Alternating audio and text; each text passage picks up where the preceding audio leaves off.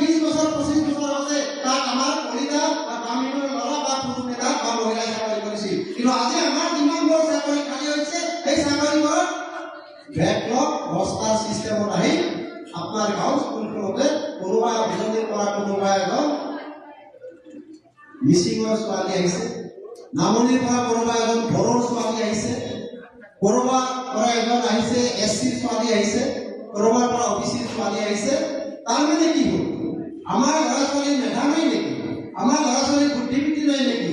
সকলো আছে, কিন্তু এই চিষ্টেমে আমাৰ গোটেইবোৰ চাকৰি কাঢ়ি লৈ গ'ল। সেইকাৰণে মই এটা প্ৰায় কৈ দিলোঁ যে চৰকাৰে আমাৰ চাকৰিবোৰ খালে, কলিতা জনগোষ্ঠীৰ ল'ৰা ছোৱালীৰ চাকৰিবোৰ চৰকাৰে খালে, হয়নে নহয়? হয়নে নহয়? আমাৰ চাকৰিবোৰ খালে নে নাই? সদায় কৈ আছো, মুকলিভাৱে কৈ আছো, আমাৰ চাকৰি খালে, আমাৰ উচ্চ শিক্ষা খালে। আমাৰ ল'ৰা ছোৱালী আজি যদি মাষ্টাৰ ডিগ্ৰীত এডমিশ্যন ল'ব লগা হয়, তেওঁ 9 পইণ্ট সামথিং পাব লাগিব, তাৰপিছতে তেওঁৰ চিটটো, তেওঁৰ নামটো শেষৰ দিনা আহিব। আমাৰ ল'ৰা ছোৱালী নিটত 500ৰ ওপৰত পাব লাগিব। যোৱাবাৰীতো 610ৰ পৰাহে পাইছিল, এইবাৰ অলপ কম নম্বৰতে পাইছিল। আন জনগোষ্ঠীৰ ল'ৰা ছোৱালী কি পাইছে যে তেওঁলোকে 275ৰ পৰা তেওঁলোকে নিটত বা মেডিকেল পঢ়িবলৈ তেওঁলোকে সুযোগ পাইছে। কিয় এই বৈষম্যৰ কিয়?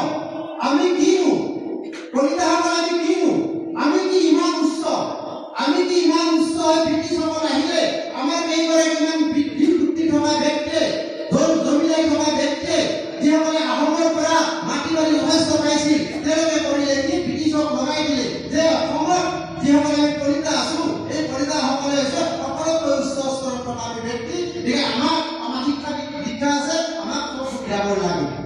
ব্ৰিটিছৰ হলে হয়তো তেওঁলোকে শিক্ষা লোকৰ আছে, বুদ্ধিবৃত্তি আছে, তেওঁলোকৰ মাটি সম্পত্তি আছে, ঠিক আছে, তেওঁলোকৰ নামত আকৌ মাটি মেলি লিখি দিলে, তেওঁলোকৰ নামত কি দিলে যে ধন সম্পত্তি যি লাগে চাকৰি বাকৰি চব দি দিলে, আৰু তেওঁলোকক ওপৰত ভিত্তি কৰি ক'লে যে অসমত থকা কলিতাসকল উচ্চ বৰ্ণ, সেই যে আমাৰ ব্ৰিটিছৰ সময়ত আমাৰ কেইগৰাকী মান, আমাৰ কেইগৰাকী মান বা 1% নহয়, 1% ব্যক্তি হয়, তেওঁলোকে ব্ৰিটিছক তথাপত কৰি সুবিধাবোৰ ল'লে আৰু সমগ্ৰ কলিতা জাতিটোৰ ওপৰতে এখন উচ্চ বৰ্ণৰ লেভেল লগাই থৈ গুচি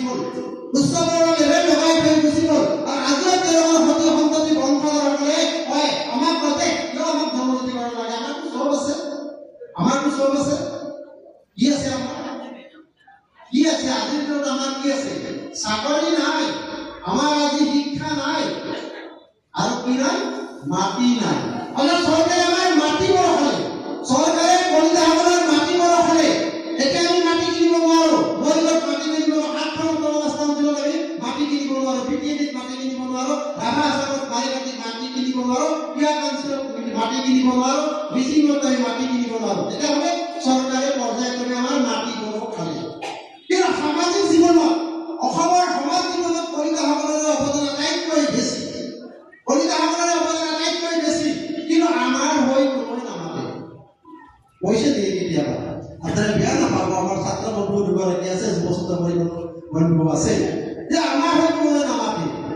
যেতিয়া শ্বহীদৰ লিষ্টখন চাব, অসম আন্দোলনৰ শ্বহীদৰ লিষ্টখন চাব, কংগ্ৰেছৰ তালুকৰ পৰা দিল্লীৰ পৰা চাব, যে তাত অৰ্ধেক সংখ্যকে কলিতা জনগোষ্ঠী ডেকা লৰাই ভোটৰ তেজ দিছে।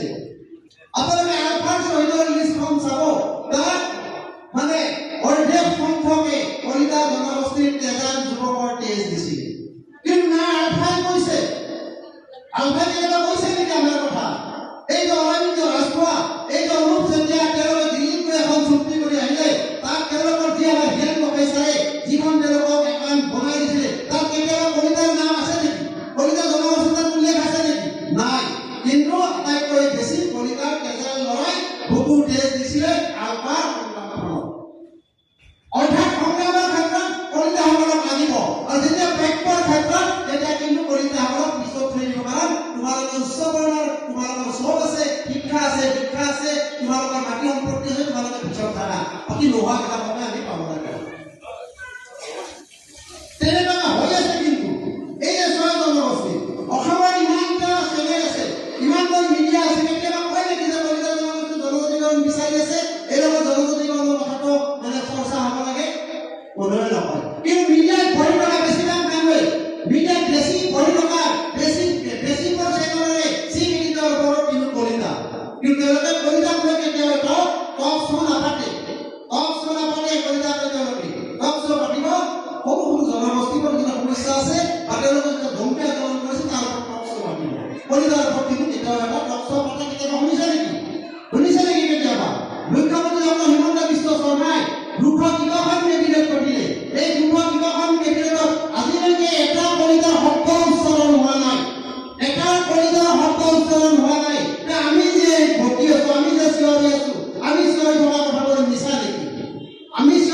কথাবোৰ মিছা নেকি যে আমাক কি লাগে যে আমাক প্ৰথমতে মাটিৰ অধিকাৰ লাগে ভূমিপুত্ৰ কলিতাসকল আমি নৰক ভাগৱতৰ বংশধৰ কলিতাসকলে আজি মাটিৰ সংকটত পৰিছো গতিকে মাননীয় মুখ্যমন্ত্ৰী ডাঙৰীয়া প্ৰথমতে আপুনি কিবা কৰিব পাৰে নোৱাৰে আমি নাজানো আপুনি অন্ততঃ অসমৰ কলিতাসকলক মাটিৰ অধিকাৰৰ পৰা যে বঞ্চিত কৰাৰ ব্যৱস্থা কৰি থৈ নাযায় তাৰ কাৰণে আপুনি এখানে আমি বহুবাৰ কৈছো যে আপুনি আমাক মাটিৰ অধিকাৰটো দিবই লাগিব মাটিৰ অধিকাৰ আমাক মাটিৰ অধিকাৰ দিব লাগিব ডাঙৰকৈ হাত ধৰিব যাতে ইয়াৰ থকা ৰজা মহাৰজাবোৰে শুনিবলৈ কয় যে মৰিগাঁৱৰ কলিতা ৰাইজ একত্ৰিত হৈছে আৰু তাৰ পৰা আৱাজ দিছে যে অসমত থকা কলিতাসকলক মাটিৰ অধিকাৰৰ পৰা কেতিয়াও বঞ্চিত কৰাটো অসমৰ কলিতাৰ নতুন প্ৰজন্মই সহ্য নকৰে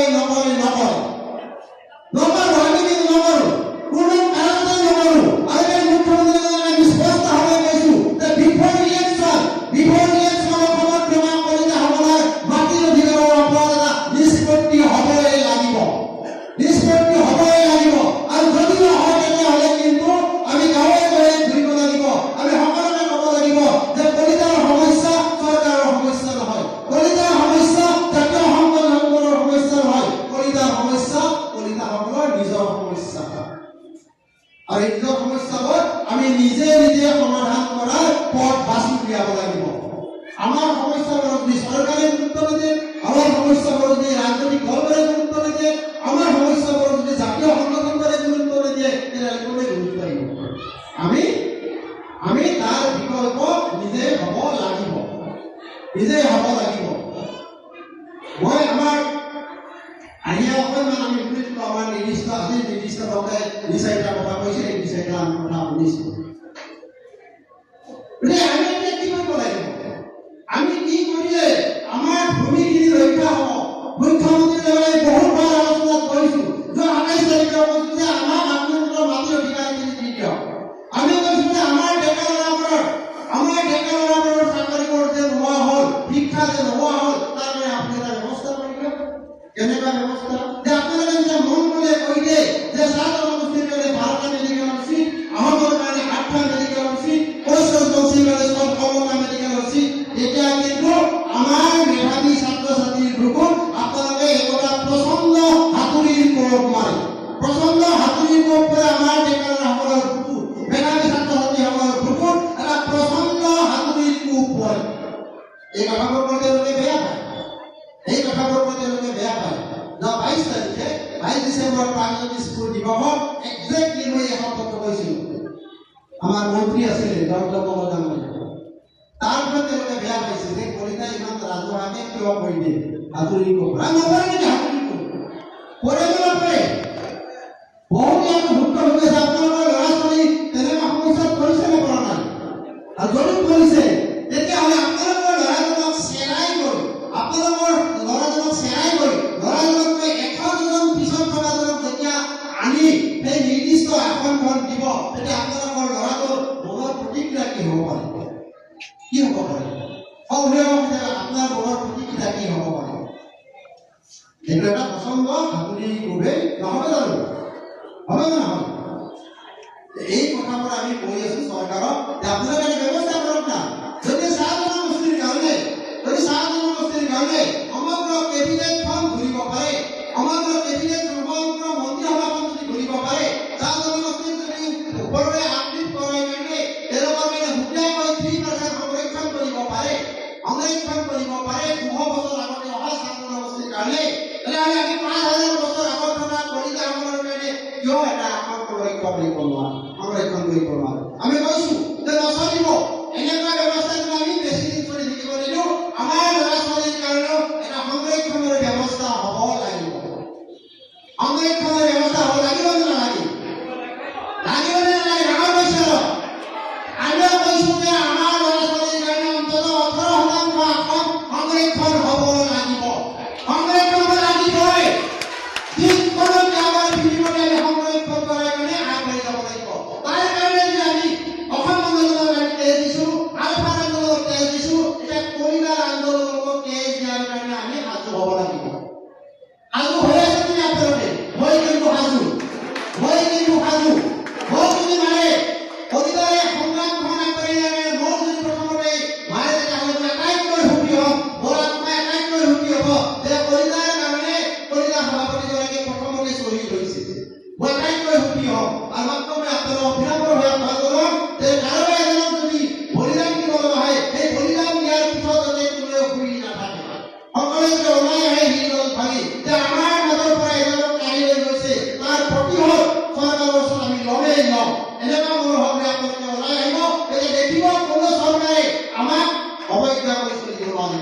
আমাক অবজ্ঞা কৰি চলিব নোৱাৰিব। মই বিশেষ কথা ক'বলৈ নাযাওঁ, মাত্ৰ এইকেইটা কথাই ক'ব বিচাৰিছোঁ যে 2026 মাৰ্চ বা এপ্ৰিলত নিৰ্বাচন আহি আছে। এই নিৰ্বাচনটোতে আমি এটা আহিলা হিচাপে ব্যৱহাৰ কৰিম। এই নিৰ্বাচনত নিস্বাৰ্থ সমৰ্থন আমি কোনো এটা দলকে নিদিওঁ, কোনো এটা দলকে নিস্বাৰ্থ সমৰ্থন নিদিওঁ। ঠিক নে? লাগিব আপোনালোকে না আপোনালোকে ৰমাকান্ত দেউৰীক ভোট দিয়াৰ কাৰণে আপোনালোকে সাজু হৈ আছে নেকি? সাজু হৈ আছে যদি আমাক ক'বলৈ শেষ নহয়। কিন্তু কি দিছে তেওঁ কি দিছে মই নাজানো। কৰিব কি উন্নত কৰিছে মই অহা নাই। আজি আহি ঘৰটো জৰাজীৰ্ণ ৰূপ দেখিছোঁ। এই জৰাজীৰ্ণ ৰূপটো কিয় হৈ আছে? এইটো মৰিগড় অঞ্চলৰ এটা ফাণ্ড বুলি আমি কোৱা হয় গান্ধী ভৱন। এই গান্ধী ভৱনটো আজি যিটো জৰাজীৰ্ণ ৰূপ, এই ৰূপটো কিয় হৈ আছে? এই ৰূপটো কিয় হৈ আছে? হৈ যায় এটা অত্যাধুনিক গান্ধী ভৱন বনাব লাগিছিল।